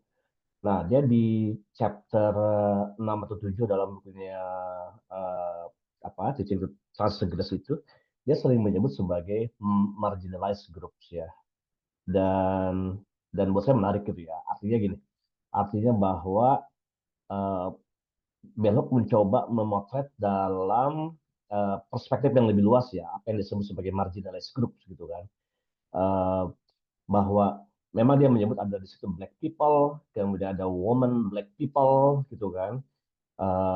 Dia menyebut juga ada race gitu ya, dan seterusnya gitu ya. Nah, apa yang menarik buat saya adalah Bell Hooks dia melampaui penjelasannya atau melampaui pengalaman personal dia sebagai black woman gitu ya, untuk mencoba melakukan tadi yang akan disebut sebagai class struggle gitu ya. Class struggle dalam hal apa? Dia mengadvokasi, dia memperjuangkan kelompok-kelompok yang marginal gitu ya. Dan itu kalau kita coba tarik lebih luas lagi, bukan hanya semata-mata black woman atau black people atau ras gitu ya, tapi juga misalnya adalah kelompok-kelompok indigenous community, misalnya kelompok-kelompok LGBT misalnya gitu ya, dan seterusnya gitu ya. Nah, itu yang buat saya menjadi satu visi dan satu basis pemikiran Bell Hooks yang sangat visioner gitu ya. Kenapa? Karena itu lebih empirik berdasarkan pengalaman personal dia gitu ya. Personal sebagai black woman, kemudian dia tadi cerita bahwa kehidupan dia gimana, ingin menjadi ini seterusnya gitu ya. Dia sebagai senior posisi di tempat dia dan seterusnya gitu ya. Nah, itu yang buat saya melampaui apa yang dia bayangkan sebagai satu satu emansipatoris gitu ya, tadi disebut sebagai freedom emansipatoris dan seterusnya gitu ya, bahwa dialog dia dari mulai memikirkan, merefleksikan itu, thinking, reflection sampai ke action gitu. dan itu yang kemudian kenapa tadi Nathan juga bilang 5 tahun terakhir ketika George Floyd meninggal, dia menjadi seolah-olah kemudian menginspirasi gerakan-gerakan tersebut gitu ya.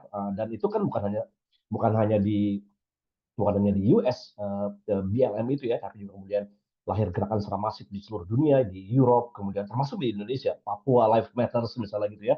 Itu kan menurut saya satu gerakan yang sangat ideologis ya, satu gerakan transformatif yang sangat ideologis dari yang kita hanya mengenal Bell Hooks secara diskursus, kemudian pada level yang bandul berikutnya, gerakan berikutnya itu gerakan yang sangat transformatif gitu ya, melakukan perlawanan negara gitu ya, dalam hal misalnya recognition dan seterusnya gitu ya. Dan itu kan sebenarnya kalau kita tarik dalam konteks beberapa minggu terakhir ya, sebulan yang lalu misalnya dengan kasus yang kita alami tentang gerakan-gerakan perlawanan, protes, dan logos misalnya juga concern soal itu ya, kan itu juga sebenarnya apa yang Belok bilang tentang marginalized group, kemudian tadi Riris bilang oppression, dan seterusnya. Itu menurut saya barangkali kan kita juga mewakili kegelisahannya Belok gitu ya, dengan kondisi-kondisi yang rame-rame kenapa kita baru bisa speak up dalam beberapa minggu terakhir gitu ya, melakukan perlawanan, kemudian dan seterusnya gitu ya. Nah, jadi menurut saya yang menarik adalah Bell Hooks beyond apa yang dia sebutkan sebagai marginalized groups gitu ya. Dia bilang operation, dia bilang dan seterusnya gitu ya. Jadi relevansi dan kontekstualisasi itu yang dalam dalam contemporary Indonesia sekarang itu adalah menurut saya menarik ya, relevan sekali gitu ya. Misalnya kalau kelas-kelas, saya ngikutin juga kelas-kelas indigenous people, indigenous di Logos itu juga soal leluhur, soal gender, soal dan seterusnya ya. Terakhir saya join juga di kelas pengobatan, itu menarik ya, karena itu sebagai satu ya juga dikolonialize terhadap misalnya adalah pengobatan-pengobatan yang rezim medis modern kira-kira gitu ya, rezim medis modern, dan tokoh-tokoh ini jenis people dia coba melakukan perlawanan dia untuk melawan kapitalisme, rezim medis modern misalnya, itu kan menurut saya menarik ya, dan dan mereka tidak ingin terjebak dalam komersialisasi, dalam komodifikasi, tapi mereka mencoba lebih otentik, mencoba lebih genuine dengan ramuan-ramuan yang buat kita kan kebanyakan, kita pusing dikit dari Panadol, pusing dikit paracetamol, tapi mereka kan menarik ya dengan ada ramuan inilah, jamu ini kan kelihatan sepele, tapi itu sebenarnya dekolonialis banget gitu, itu ideologis banget gitu ya. Nah, itulah sebenarnya Belhook dalam pandangan saya mencoba melewati itu gitu ya, tadi freedom of expression dan seterusnya. Gitu. Demikian. Thank you Pak Rahmat. Dan karena kelas logos berapa kali di-mention ya, jangan lupa kita ada kelas dekolonisasi, adat dan leluhur, itu semuanya udah di YouTube rekamannya. Hari Rabu ini hari terakhir, kalau ada yang mau ikut, silakan. Dan bulan depan kita juga bakal mulai kelas dekolonisasi, lebih khusus ya, bukan adat doang, sama Mbak Lailatul Fitriyah. Itu juga series, mungkin 8-12 pertemuan, tapi terbatas. Jadi kalau ada yang mau ikut, tapi semuanya free, tenang aja. Jadi join aja. Tapi kalau ketinggalan sekali, ketinggalan lama. Oke, mungkin karena juga udah 1,5 jam ya kita di sini, nanti kita masih ada banyak pertemuan lagi. Jangan lupa buat join grupnya juga dan teman-teman sekalian. Mungkin ada satu refleksi juga ya, yang mungkin nanti bisa teman-teman panelis di sini jawab atau bisa dibawa pulang ke rumah untuk di next pertemuan dijawab juga. Nah, ini pertanyaan yang menurut aku sangat bagus, dari bukunya Bell Hooks juga. Lupa yang mana ya, banyak banget buku dia. Yaitu dia mencoba kita coba merefleksikan, complicity kita dalam sistem penindasan itu ya. Jadi apa sih yang, apakah kita dalam kehidupan sehari-hari melakukan hal-hal yang sebenarnya oppressing other people, itu kita coba refleksikan, dan atau, diamnya our silency on oppression itu yang membuat kita complicit juga terhadap, penindasan dan segala macamnya. Jadi, mungkin kalau teman-teman yang mau jawab boleh, raise hand di sini, kalau nggak ada kita bisa bawa ke pertemuan selanjutnya, karena ini, banyak ya, nanti ada 20-30 jam kemudian kita bahas Bell Hooks terus. Tapi seru banget, wah kenal Prof. Laili semua ya. Yes, Prof. Laili, eee, kemarin lulus di Notre Dame dan sekarang ngajar di Claremont dan di U of T. Sorry, di Toronto, lupa, kalau nggak salah U of T sih. Suka kalau institusi suka salah ya, soalnya nggak penting juga sih biasanya, institusinya. Oke. Oke, mungkin, untuk kelas kali ini itu aja. Mungkin aku bisa kasih teman-teman sekalian, panelis sekalian, Kelly, Riris, Gina, sama Pak Rahmat, closing statement kali ya, tentang apa yang, mungkin bisa menjadi perhatian kita ke depannya, even di Indonesia atau dikoneksikan ke Bell Hooks, ke pendidikan, ke urban studies, kemana gitu. Monggo, kita bisa mulai dari siapa pun yang mau mulai. Ya, boleh dari saya ya. Ya, buat saya kita bisa nanti menarik benang merahnya ya, sekaligus bridgingnya dari mulai runtutannya dari mulai Frere, kemudian Xerox, kemudian juga Bell Hooks dan beberapa tokoh yang lainnya. Itu pertama. Jadi diskusi kita nanti sampai akhir Desember itu bisa menemukan di mana irisannya gitu ya. Satu. Yang kedua adalah dari siapapun pemikirannya, menurut saya kita bisa lebih transformatif lagi lah gitu ya, dalam dalam bentuk yang lebih ada dari basis epistemologis ke gerakannya gitu ya. Memang itu nggak mudah ya. Kelihatannya kan, oh ini nonsen dan seterusnya. Tapi menurut saya misalnya tadi bagus pengalaman Dedis dengan anak usia dini, dia seorang guru, latar belakang psikolog, tapi mencoba mengkontekskan dengan anak usia dini, itu menurut saya bagus sekali gitu ya. Ada ada ada apa namanya, ada ruang yang kosong yang itu kemudian Dedis coba bantu di situ gitu kan, coba isi di situ kan. Kalau saya kan misalnya juga saya misalnya di kelas-kelas saya apa namanya, melakukan penguatan-penguatan misalnya critical thinking gitu ya, critical reflection dalam kelas-kelas saya misalnya gitu kan. Itu lebih penting buat saya bisa daripada Anda misalnya daripada mahasiswa hanya menjadi sebagai sarjana gitu ya, dengan selembar ijazah dan seterusnya gitu ya. Dan kenapa lebih penting? Karena itu bisa mendasari Anda mau bekerja dimanapun, di perbankan atau di mana, atau di media atau di mana gitu ya. Tapi dengan basis critical thinking dan apa yang kemudian dari mulai FLAIR, Xerox dan seterusnya gitu ya, kita akan menjadi penguatan gitu ya, penguatan kapasitas intelektual, sekali juga mereka nanti dalam praktek berikutnya bisa bergerak dalam industri-industri atau dalam gerakan-gerakan misalnya ada di NGO, di LSM, di kelompok-kelompok alternatif dan seterusnya gitu ya. Dan jadi menurut saya nanti akan bermuara di situ ya, dari mulai penjelasan siapapun ya, dari mulai FLAIR, Xerox dan seterusnya, kemudian pada level berikutnya itu memang ekspektasi ada di level yang lebih transformatif gitu ya, dan itu memang nggak mudah, perlu proses yang sangat panjang gitu ya. Nah, pengalaman pengalaman Salam juga menurut saya bagus ya, itu kan juga menunjukkan bahwa dia lebih ideologis di level transformatif gitu ya.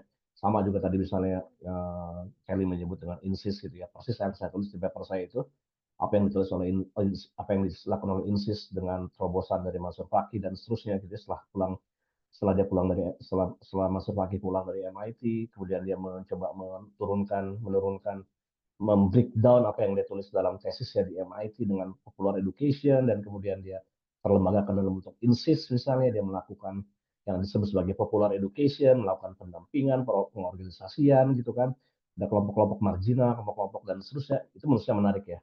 Masuk tadi ada yang join di kelas di sekarang tuh Nathan tuh bertani ya, menurut saya bagus ya. Jadi itu yang kemudian melampaui siapapun kita, bahwa kita adalah guru, oke, bahwa kita adalah researcher, oke, tapi juga yang sudah saya sampaikan bahwa kita siapapun, dia petani, aktivis buruh, nelayan, kelompok-kelompok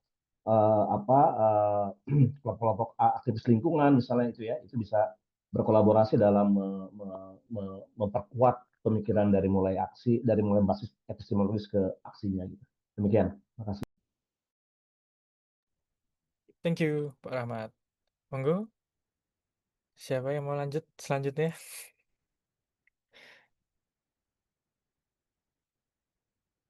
Mungkin dari aku, oh ya, Kak Gina. Kalau dari aku singkat aja sih, kayak this all goes back to us as individuals sih, kayak kita semua memutuskan untuk spend our Saturday night di sini ya. Kayak why gitu, like what do you wanna do with what you've learned here, dan gimana cara praktekkan ini dalam hidup kita masing-masing. Aku suka banget pertanyaan Nathan tadi ya, kayak how are we also complicit, itu juga jadi point of reflection. Dan um, menurutku ya praxis gitu, kayak teori jadi kenyataan, itu the core of education. So semoga teman-teman di sini bisa merefleksikan hal itu juga di hidup sehari-hari sekarang, dan juga what you wanna do in the future. I hope it becomes personal and translates into action. Itu aja sih dari aku. Thank you. Thank you, Kelly. Mungkin Gina tadi udah mau unmute juga. Oke, ini aku kemarin sempat kepikiran aja sih, mau sharing. Kemarin terakhir kita dari Bersuasembada, kita sempat ada diskusi panjang soal Paulo Freire dan pedagogy of the oppressed.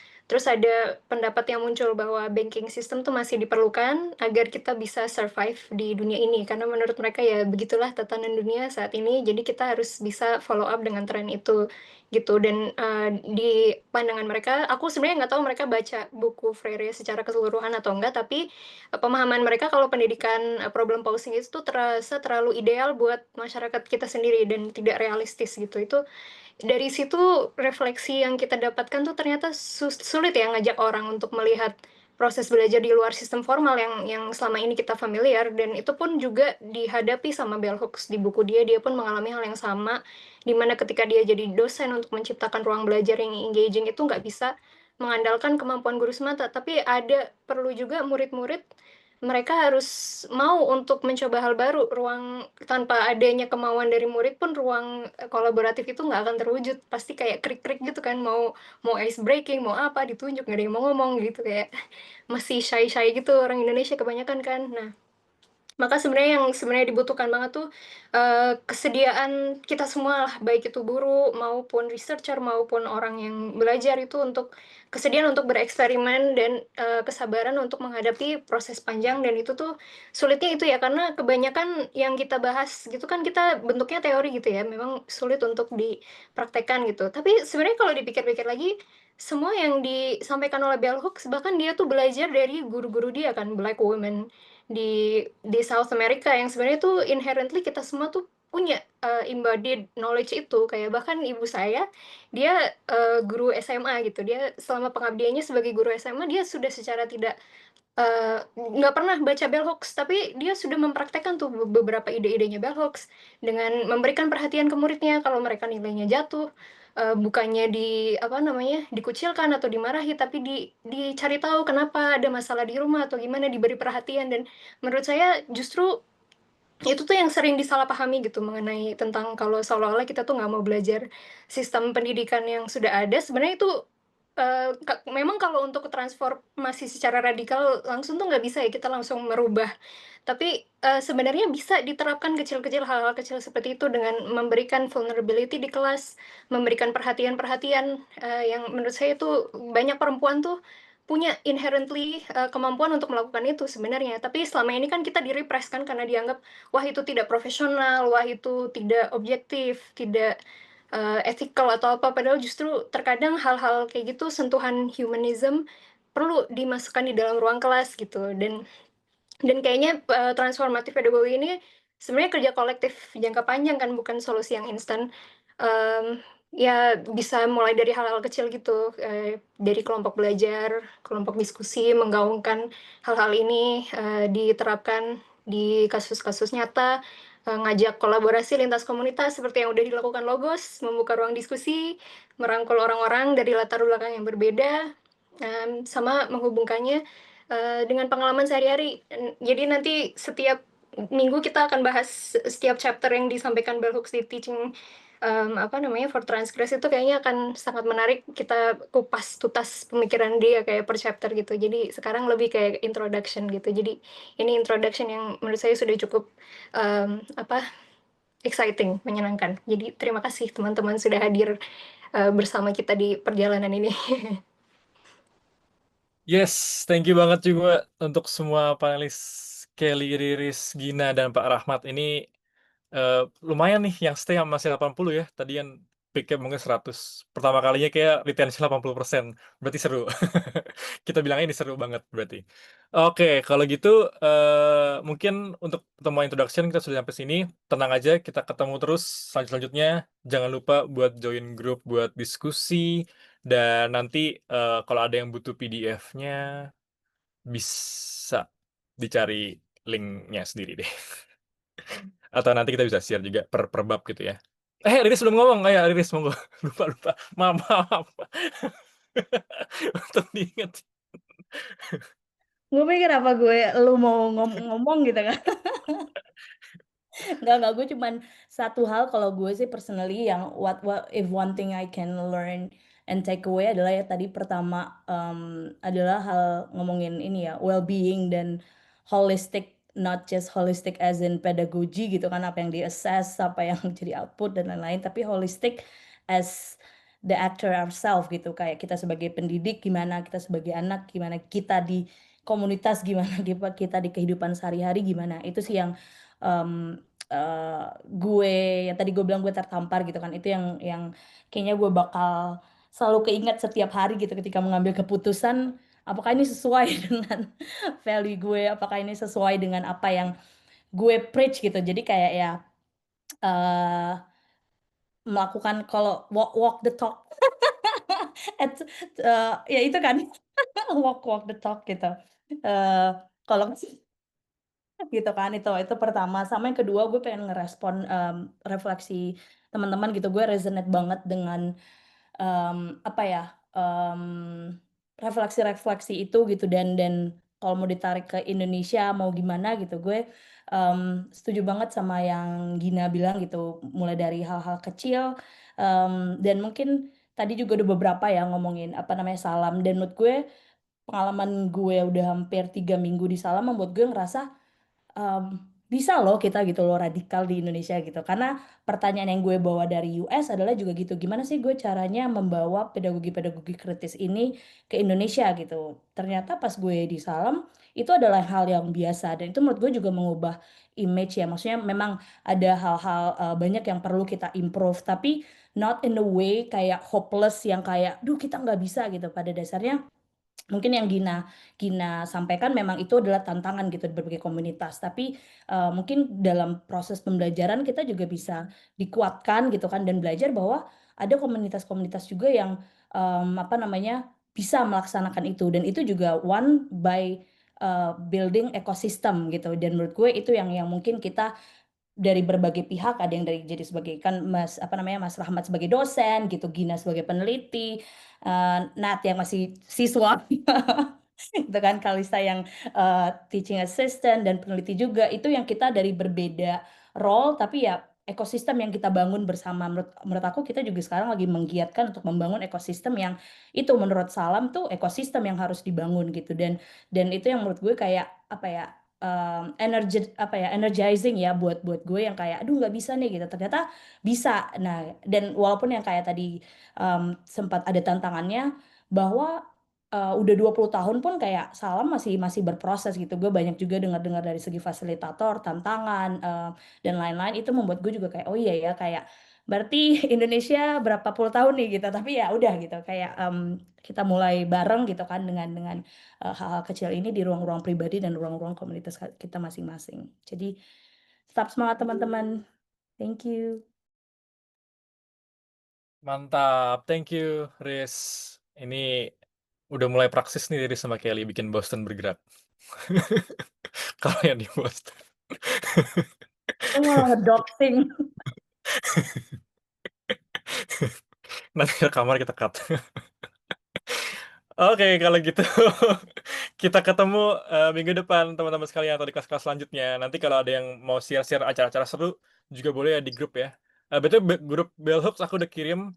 Ini nggak bisa dimasukin ke grup Logos karena community-nya full, grup education-nya full, grup filosofinya full. Jadi bikin grup lagi. Jadi monggo masuk ke grup. Hai guys, nanti dikirim ke eh, WhatsApp Bell Hooks juga. Oke, thank you banget teman-teman sekalian. Sampai ketemu minggu depan. Thank you Kelly, Gina, Riris, Paramat. Thank you Sampai ketemu semua. lagi. Thank you, Thank you Nat. Bye. semua. Thank you semuanya.